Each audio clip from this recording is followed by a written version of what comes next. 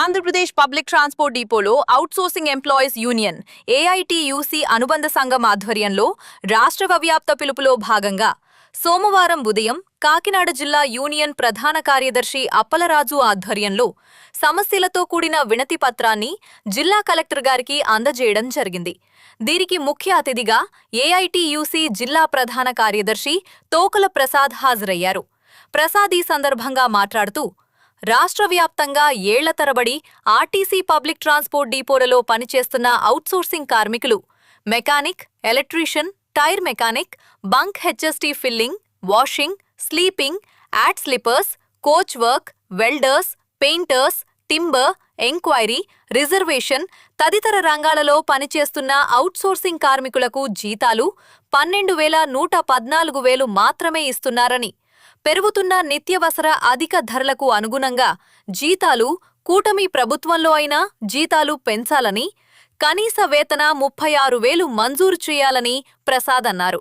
నా పేరైతే అర్జున్ అండి. మేము ఏపీఎస్ఆర్టీసీ డ్రైవింగ్ స్కూల్ నుండి అయితే వచ్చామండి. అయితే మేము ఏప్రిల్ 23 అయితే డ్రైవింగ్ స్కూల్కి అయితే వెళ్ళడం జరిగింది. ఏప్రిల్ 23 నుండి జూన్ 10 వరకు అయితే మాకు 32 రోజులు క్లాసులు అయితే జరిగినాయి. ఆ 32 క్లాసులు అయిన తర్వాత మాకు స్లాట్లు అయితే బుక్ అవ్వాలి. ఆ బుక్ అయితే అవ్వట్లేదు. ఎందుకు అవ్వట్లేదు అని చెప్పి మేము మేనేజర్, డిపో మేనేజర్ గారు వెళ్తుంటే ఇది ఆన్లైన్ ఎర్రర్ వస్తుందమ్మా, మనకి ఈ ప్రాసెస్లోనే తిరుగుతుందని చెప్పేసి గత 25 రోజులు పెట్టి అయితే చెప్పడం జరుగుతుంది.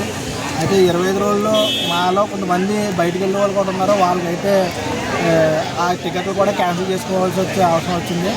ఇలా జరుగుతున్న వల్ల మాకు కొంతమంది ఉద్యోగాలు కూడా రావడం అయితే అలసైపోయి దాని ద్వారా ఉన్న పనులు కూడా పోగొట్టుకునే అవకాశాలు ఉన్నాయని మేము ఇక్కడికి అయితే రావడం జరిగింది. ఇక్కడ వస్తే ఏదన్నా న్యాయం జరుగుతుందని చెప్పేసి మేము ఇక్కడికి రావడం జరిగింది.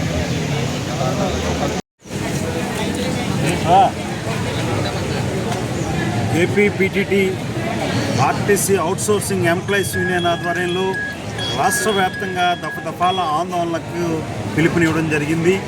ఆ పిలుపులో భాగంగానే ఇవాళ జిల్లా కలెక్టర్ గారికి సమస్యలతో కూడిన వినతి పత్రాన్ని మేము అందజేయడం జరిగింది. రాష్ట్ర వ్యాప్తంగా సుమారుగా 8,000 మంది పైనే ఆర్టీసీ బస్టాండ్లో పనిచేస్తూ ఉంటారు. మెకానికల్ కానివ్వండి, ఎలక్ట్రీషియన్ కానివ్వండి, స్వీపర్స్ కానీ ఇలాగ అనేక రకాల 12 రకాల కార్మికులు ఆర్టీసీ డిపోలోనే పనిచేస్తూ ఉంటారు.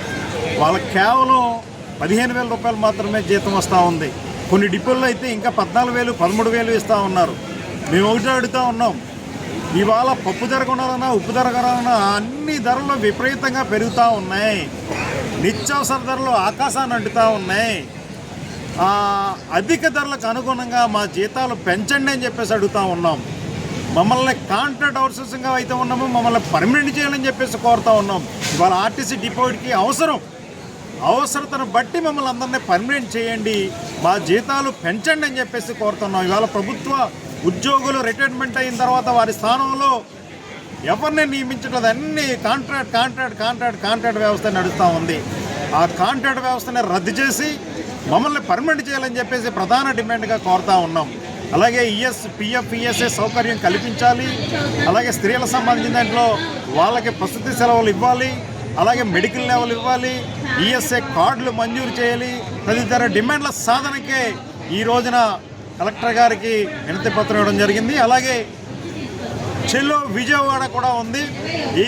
ఏదైతే ప్రధానమైన డిమాండ్స్ మాది పరిష్కరించకపోతే ఈ నెల 27వ తేదీన చెలో విజయవాడ కథం తొక్కుతామని ఈ సందర్భంగా తెలియజేస్తూ ఉన్నాం.